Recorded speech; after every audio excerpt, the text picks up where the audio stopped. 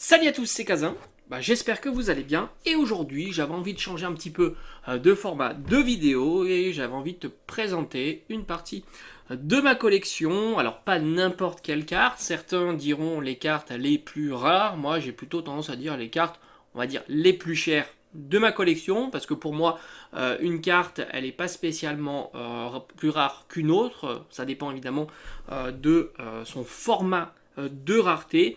Mais en tous les cas, là, j'ai envie de dire, c'est globalement toutes les cartes les plus chères que j'ai dans ma collection. Et quand je dis plus chères, ça ne veut pas dire qu'elles sont très très chères. Je ne vais pas donner de prix, ça n'a pas d'intérêt, sans compter que ça varie énormément d'un état à un autre, sachant qu'il y a des cartes vintage, et par conséquent, elles sont absolument pas en état mint ou near mint, on va dire, sortie de booster, et c'est vrai que ça influence beaucoup les prix. Alors il y a des cartes, alors la grande majorité de ces cartes-là ont été, comme on dit, droppées, ça veut dire que je les ai eues en ouverture, à force d'avoir ouvert plusieurs centaines, voire milliers de boosters, parce que oui, la chaîne a été créée en 2019, évidemment j'ouvrais des boosters bien avant, et pas mal de boosters quand même.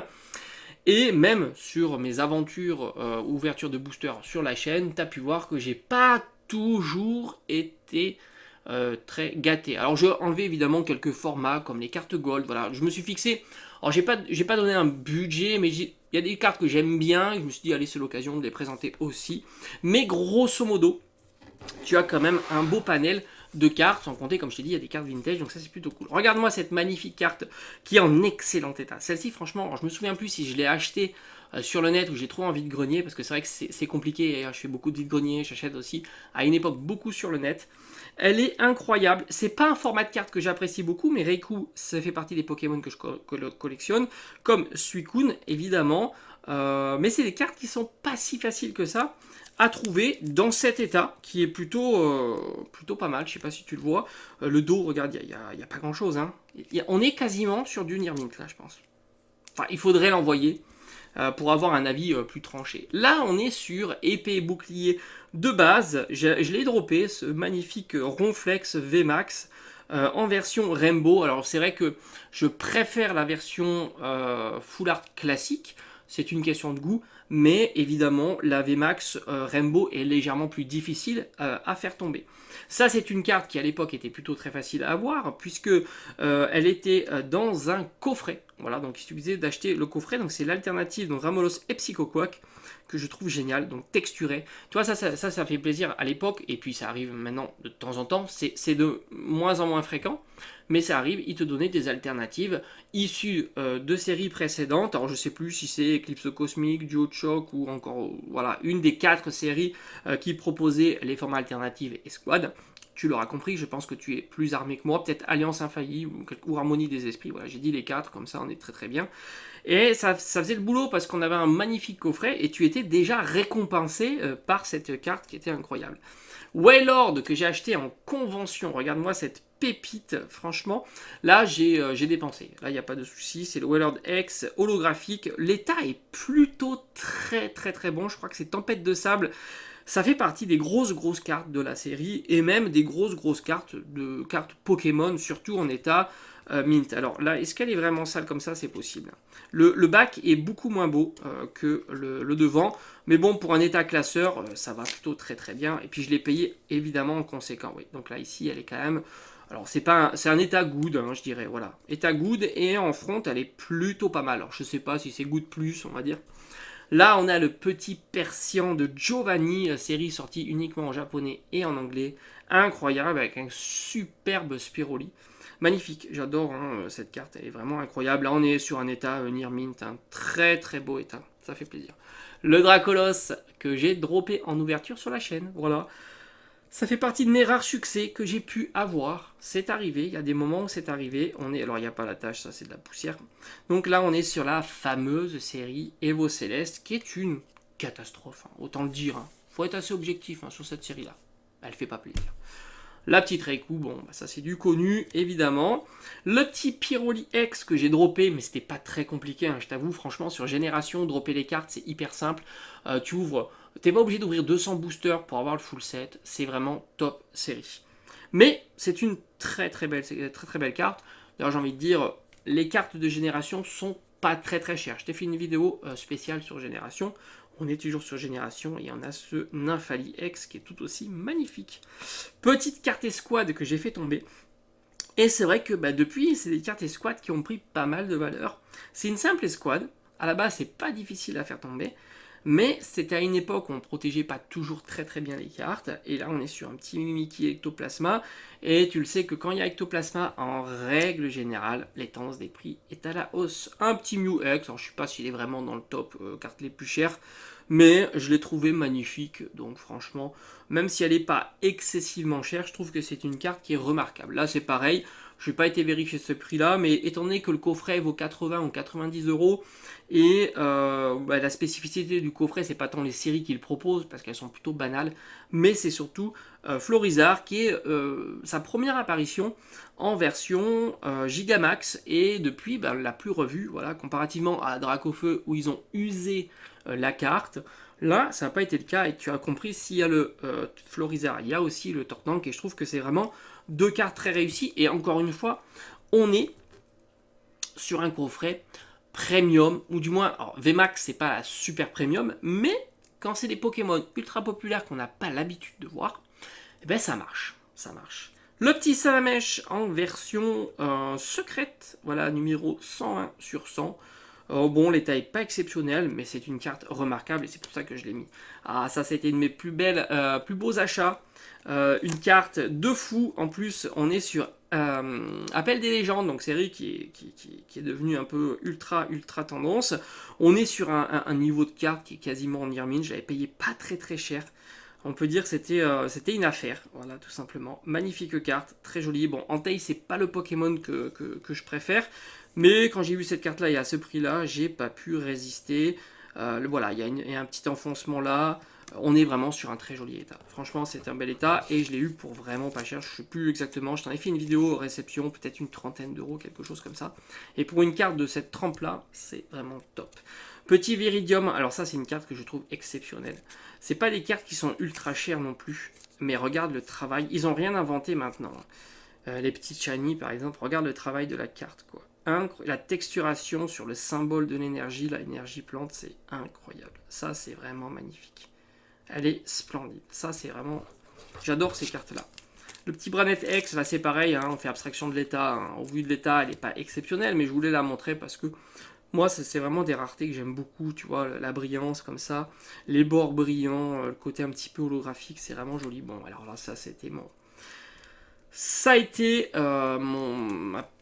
comment dire, c'était été 2019, plus belle trouvaille, hein, voilà, Registeel Star, dans un classeur que j'ai acheté 15 euros, le classeur, il y avait 180 cartes, le classeur était plein, je crois que c'est 180 cartes.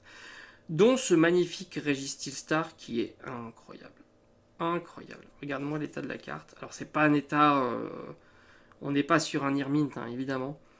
Mais bon, voilà, ça c'est ce que tu pouvais trouver encore en vide-grenier à 9h, tu vois, tranquille. Et je me souviens très très bien, puisque j'étais absolument pas le premier à regarder les classeurs. D'ailleurs, la personne avait 3 classeurs.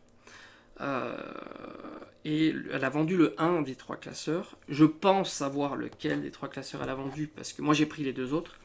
Après, quand elle a vendu le premier classeur, il y a eu d'autres personnes qui sont venues avant moi. Hein. C'est comme ça, quand t'es pas le premier, t'es pas le premier. Hein. Et elles ont regardé, elles n'étaient pas intéressées. Voilà, tout simplement. C'était 2019. Donc comme quoi, tu vois, la hype a joué pour beaucoup et c'était 2021. Et pour la petite histoire, je pense que le classeur qui est parti en premier, c'était tout simplement des cartes récentes. Voilà, tout simplement. Voilà. C'était les cartes récentes et c'est pour ça que le classeur est parti. Un petit Magic Card brillant que je trouve magnifique de 25 ans, rien d'exceptionnel évidemment. Ça c'était un achat de vide-grenier. Regarde-moi l'état de ce Mentali, petite carte holographique incroyable de ADL aussi. Et regarde-moi cet état, il est quand même super propre. Ah bah en fait non. Je pensais qu'il était un peu plus propre que ça. Non, ici, le dos est pas si propre que ça. Mais enfin, ça reste une belle carte que j'ai achetée. Je crois que c'était 2 ou 3 euros. J'estime que j'ai fait quand même une très bonne affaire. Là, un petit Aqualib, il était dans le classeur. Petit Aqualib de Jungle édition 2, très très sympa, l'état est plus que sympathique. C'était dans le classeur donc à 15 euros. Le petit Kyogre promo que je trouve magnifique, là aussi je pouvais pas ne pas te le présenter. Il y avait aussi ce Hipporoi dans le classeur à 15 euros. Voilà, c'était l'époque, hein. Franchement, c'était une superbe époque. Le petit Cryptero, là encore une fois, regarde-moi le travail sur la carte, et on est sur des cartes de 2013, qui a plus de 10 ans. T'as vu ce travail? C'est incroyable. J'adore ces secrètes-là, je trouve c'est magnifique. Après, il y en a d'autres, Pingoléon, etc., qui sont incroyables. Ça, c'est pareil, c'est une petite carte que j'ai acheté 1 euro en vide-grenier, par des personnes qui connaissaient les prix, hein. C'était les prix en 2020, je crois. Maintenant, c'est plus du tout la même histoire. On est sur des prix beaucoup plus hauts. Là, on a ce magnifique reptincelle secrète, je me souviens plus où je l'ai acheté. Bon, ça, c'est une petite holo, je sais pas si ça vaut très cher, mais je la trouve très sympa. Bon, on est sur du classique, hein, 151, que j'ai droppé, évidemment. Là, je vous la montrer, celle-là, les Nagapa, je crois, quelque chose comme ça. Ça coûte pas très cher, ou du moins, ça coûtait pas très cher. Je l'ai fait venir du Japon, maintenant, je sais pas combien ça peut coûter. Le Pikachu, que je trouve magnifique, de génération, ça aussi, je l'ai droppé. Bon, on va dire la seule foulard qui vaut quelque chose, de Evo Céleste, la Noctali, que j'ai droppé aussi, hein, dans un coffret, hein, je me souviens. Le petit Pikachu, c'est pas une carte qui vaut très cher, mais c'est une carte tellement splendide qui est dans un coffret. Je t'en ai fait une vidéo d'ailleurs, puisque le coffret à l'époque, il n'y a pas si longtemps, était plutôt bon marché, et il y avait une carte qui valait, je sais plus, une trentaine d'euros. C'est assez notable. Les fameux Dracofeu. Pour ceux qui pensent que les cartes sont printées, sont plus ou moins printées suivant la rareté. Voilà, j'ai le 4e gradé, évidemment. Ça a été mes ouvertures de Ténèbres Embrasées. J'ai eu 3 Dracofeu, enfin j'en ai eu 4 parce qu'il y a la 4e et dans un boîtier gradé. Voilà, pour moins de 100 boosters, je dirais même peut-être 50 boosters. Voilà, alors est-ce que le Dracofeu est plus sprinté? Évidemment que non. Et si tu regardes la probabilité d'avoir 4 Dracofeu pour 50 boosters, on doit être très bas. Ça a été, on va dire, mes plus belles ouvertures. Bon, bah, c'est sur du Ténèbres Embrasées, tu me diras, c'est pas ouf. Mais en même temps, les VMAX tombent quand même plus facilement que les Full Art et qui tombent plus facilement aussi que, évidemment, les alternatives. Donc, ceci explique un petit peu cela. Mais franchement, quand j'ai vu ça, 4e Dracofeu, j'étais comme un fou. Puis c'est l'occasion de raconter des petites histoires. Et comme tu vois, je ne les ai jamais vendus. Alors qu'au plus haut, ils étaient à 100 euros. Maintenant, c'est une petite carte qui vaut 60 euros. Mais ça, c'est dans la collection et c'est pas pour vendre. Le Dracofeu, bon, c'est une carte qui n'est pas exceptionnelle, mais j'étais content. Flamme obsidienne, très content. Le Dracofeu Rainbow que j'ai chassé, j'étais désespéré, je me suis dit il tombera jamais, et à un certain moment il est arrivé quand j'y ai absolument plus pensé. On est sur la voie du maître, très sympa. Alors moi je préfère celui-ci à la version shiny, voilà, c'est une question de goût. Donc au final je suis content. Il est moins cher, c'est sûr, mais il est plus à mon goût en tous les cas. Et comme je t'ai dit, ils ont vraiment usé la version Gigamax, hein, ça c'est clair. Mais il est très beau, moi j'aime beaucoup. Et puis il y a la version évidemment shiny de Destinée Radius que je n'ai jamais eu. La petite carte promo que j'ai trouvée en vide-grenier, alors je l'ai payé assez cher pour un vide-grenier, on était à 10 euros je crois. Bon, c'est une carte qui est pas commun, elle était un petit peu abîmée évidemment. C'est pas une carte neuve, mais elle se fait de plus en plus rare et c'est vrai qu'elle est pas commun. Moi je savais même pas d'où elle sortait, hein. Je crois que c'est un, je sais plus, mais je ne pourrais pas te dire de bêtises. Bon, bah, ça c'est une masterclass. C'est une carte qui est issue du coffret Reshiram Dracofeu, exclu de chez Maxi Toys, je crois, quelque chose comme ça. Ça, c'est des cartes qui valaient que dalle, mais vraiment, ça valait rien, le coffret valait rien. Et maintenant, c'est les coffrets qui valent une fortune, et ce sont des cartes qui valent une fortune. On est sur de la promo alternative incroyable. Dracofeu est fou, hein, quand même. Voilà. Ça, tu vois, la petite histoire, bah, on le savait, hein, que ça allait être des cartes qui allaient être recherchées, parce que bah, c'est de l'expérience qui t'en parle. Et à l'époque, il n'y avait pas de tension, le coffret coûtait 35 euros, même pire, le coffret coûtait 35 euros, on avait 4 boosters, et les gens te disaient, mais c'est trop cher pour l'ouverture, hein, ça te dit pas quelque chose. On dit tout le temps les mêmes choses, et c'est que quand ça explose, bah, qu'il faut monter dans le train. Bah non, c'est trop tard. La petite holo qui tombe, c'est pas si difficile à faire tomber, hein, la holo Évolution, XY Évolution, très sympa, je trouve que l'effet holo est vraiment réussi, c'est vraiment super joli. Et ça, pour la petite histoire, c'est une carte qui valait quoi, 10 balles, 5 balles, 10 balles, en 2020, 2021, quasiment. Elle a pris qu'à partir de la hype, voilà. C'est une carte que tout le monde se foutait complètement, t'aurais pu en acheter des chariots. Des chariots. Bon, bah là, c'est pareil, du même acabit que le Dracofeu avec Reshiram. On est sur un coffret magnifique, et je crois qu'il était exclu de chez Micromania. Un coffret immense. La petite Reverse, bon, évidemment, je trouve qu'elle est quand même beaucoup moins sympa. D'ailleurs, elle est moins recherchée. Je la trouve moins sympa. J'en ai eu 2, il y en a une qui est partie en gradation. Après, évidemment, c'est très joli. Mais c'est vrai que je préfère l'effet holographique que je trouve vraiment pour le coup réussi. Le méga Dracofeu, je sais jamais si X ou Y, mais tellement beau. De génération, voilà, ça c'est de la pépite. Très très sympa. Carte secrète, alors je sais plus, je crois que je l'ai acheté en ligne, de Dracofeu, incroyable, magnifique. Ça c'est le petit clin d'œil au XY Evolution et au Dracofeu 7 de base, plutôt 7 de base, puis XY Evolution évidemment est sorti bien après. C'est le petit clin d'œil, magnifique. Et c'est pas une carte si chère, tu vois. Tu peux te. Là, c'est une carte qui est en excellent état. Bon, il y a quelques petits défauts là, mais ça reste des cartes qui valent moins de 100 euros, peut-être même entre 50 et 70 euros si tu as de la chance. Et pourtant, ce sont quand même de très très jolies cartes. Dracofeu Space Delta, voilà. Et bien ça, c'était dans le classeur avec le Registeel Star, voilà.